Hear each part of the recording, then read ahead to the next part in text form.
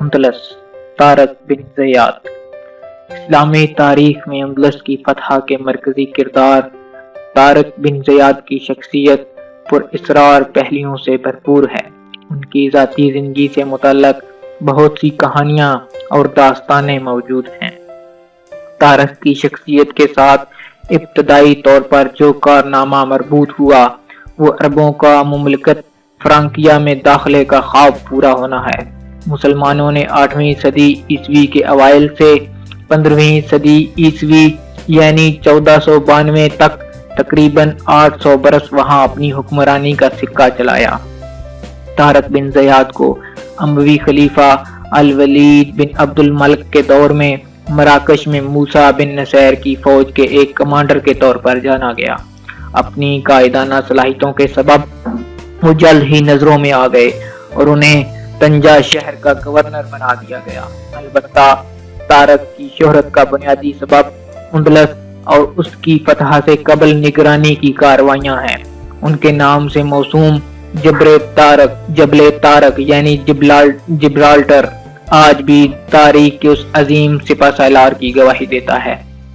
طارق بن زیاد 675 عیسوی 55 ہجری میں الجزائر کے مغربی صوبے بحران میں پیدا ہوئے۔ زندگی کی 45 بہاریں دیکھنے کے بعد 720 عیسوی یعنی 101 ہجری میں وفات پا گئے۔ طارق بن زیاد طویل قد و قامت کے مالک تھے۔ ان کی نسل سے متعلق مختلف روایتیں پائی جاتی ہیں۔ پہلی روایت ان کو افریقی بربر قبیلے سے جوڑتی ہے۔ دوسری روایت کے مطابق ان کا تعلق ایران کے صوبے ہمدان سے تھا۔ تیسری اور آخری روایت کہتی ہے کہ ان کے آباء و اجداد کا تعلق یمن کے علاقے حضرموت سے تھا۔ طارق بن زیاد کی نسب کی طرح ان کی زندگی کا اختتام بھی پر اسراریت کے پردوں میں دبا ہوا ہے۔ مشہور یہ ہے کہ طارق موسیٰ بن نصیر کے ساتھ دمشق لوٹ آئے تھے، جس کے سبب دونوں کے درمیان اختلاف تھا۔ آخر کار خلیفہ ولید بن عبد الملک نے دونوں کو معزول کر دیا۔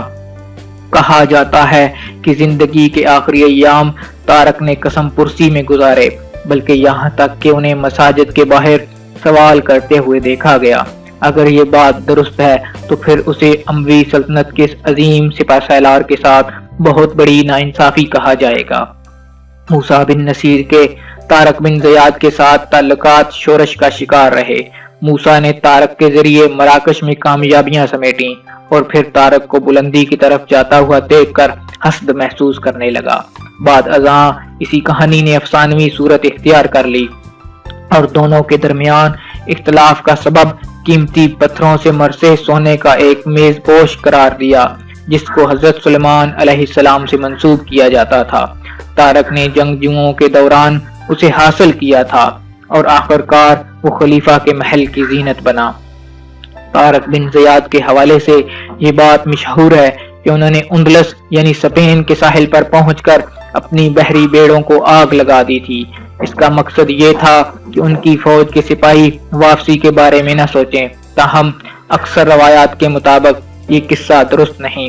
علامہ ادریسی کی کتاب نزہۃ المشتاق فی الاختراق الآفاق کے سوا یہ بات کسی اور جگہ مذکور نہیں۔ ادریس کا دور فتح اندلس کے 5 صدیوں بعد کا تھا۔ ان تمام امور کے باوجود طارق بن زیاد کا نام تاریخ میں امر ہو کر متعدد مقامات کے ساتھ منسوب ہو چکا ہے، جن میں سر فہرست جبل طارق، جسے آج بھی جبرالٹر کے نام سے یاد کیا جاتا ہے۔